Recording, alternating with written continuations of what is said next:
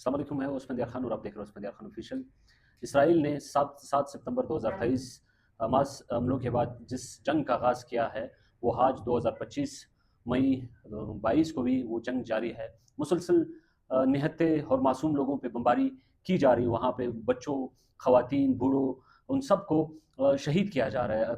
70,000 के करीब लोग जो है इस वक्त इसराइली हमलों से जो है शहीद हुए हैं। वहाँ पे इस वक्त यूनाइटेड नेशन अक़वाम मुत्तहिदा के जो एक तंजीम है, उन्होंने एक रिपोर्ट जारी की है कि अगर 48 घंटे में वहाँ पर खुराक नहीं पहुँचाई गई तो वहाँ पे 14,000 से ज़ायद जो बच्चे हैं वो जान की बाजी हाथ से दे सकते हैं। तो इस हवाले से कई ममालिक ने खदशा ज़ाहिर किया है कि इसराइल की दिन ब दिन जारियत और जबर ज़ुल्म फ़लस्तीन के ऊपर ज़्यादा से ज़्यादा होती जा रही है। इस हवाले से फ्रांस, बरतानिया, कनाडा ने वार्न किया था कि उन्होंने तिजारत रोक दी है इसराइल के साथ, कि वहाँ पे जिस तरह आप जारियत कर रहे हो, जिस तरह खुराक की जो सप्लाई की जो महदूद जो सप्लाई है उसको, वो बिल्कुल नाकाफ़ी है। और वहाँ जो लोग है, एक तो खुराक से मर रहे हैं, दूसरी तरफ वो बम या रॉकेट गिरा के मारे जा रहे हैं। उनका मकसद है कि वो फ़लस्तीनी जो है वो गज़ा खाली करके चले जाए।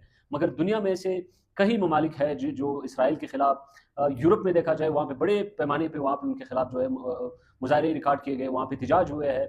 और लोग जो है गम गुस्सा रखते हैं यूरोप में, वेस्ट में, पूरी दुनिया में, कि जिस तरह से इसराइल अमेरिका की पुष्टपुनाई से वहाँ पे इसराइल के ऊपर जो हमले किए जा रहे हैं, जिस तरह वहाँ के बच्चे, वहाँ के हॉस्पिटल्स, वहाँ के स्कूल्स, वहाँ के जितने भी चाहे वो निजी हो, सरकारी अमलाक हो, रिहायशी इलाके हो, हर जगह पे बमबारी कर रहे हैं। और उनका मकसद क्या है? उनका मकसद ये है कि वो जो है इसराइल वो कब्ज़ा करना चाहते हैं, कि वो समझते हैं कि फ़लस्तीन जो है वो इसराइल का हिस्सा है। तो इस हवाले से पूरी दुनिया जो है इस वक्त इसराइल के खिलाफ पूरी दुनिया में ये एहतजाजें एक बार फिर शुरू हुई है। और यूरोप में ये फर्स्ट टाइम ये हो रहा है कि बरतानिया, फ्रांस, कनाडा ने उनसे तिजारत जो है वो रोक दी गई। और साथ ही साथ हंगामी तौर पे उनके जो सफ़ीर है उनको बुलाया गया कि अगर आप जुल्म को नहीं रोकेंगे, वहाँ पे जबर को नहीं रोकेंगे, तो ये इससे ज़्यादा फिर ये होगा कि हम सफारती तौर पे भी ताल्लुकात ख़त्म कर सकते हैं। तो इस मामलात को देखते हुए जिस तरह हम बात करते हैं कि इस्लामी ममालिक की तरफ से कौन सा स्टांस दिया गया है, हालांकि इस्लामी ममालिक में तो ये होना चाहिए था कि जिन जिन ममालिक ने सफारती तौर पर इसराइल को एक्सेप्ट किया गया था, उनको दोबारा से इसराइल के साथ सफारती ताल्लुकात ख़त्म कर देने चाहिए थे। और साथ ही साथ जो इस्लामी ममालिक है, उनको जो अमेरिका की तरफ से जो पुष्टपनाही है, जो असला दिया जा रहा है, इमदाद दी जा रही है, और जो इस मशरिक़ वस्ता में सबसे जो लाडला है वो अमेरिका का, वो इसराइल ही है। तो जिस तरह से इस सदर ट्रंप ने अरब ममालिक का दौरा किया और कैसे अरब ममालिक के हुक्मरान ने उनको खैर मकदम किया और वेलकम किया, तो ये शर्मनाक अमल है। उनको ये चाहिए था कि वो फ़लस्तीन के बारे में डोनाल्ड ट्रंप से कहते हैं कि ये जुल्म रुकवाना चाहिए, वहाँ पे जो जबर चल रही है वो जबर रुकवाना चाहिए। और उल्टा वो जो है अमेरिका में बिलियंस डॉलर्स वहाँ पे वो इन्वेस्ट कर रहे हैं अमेरिका में।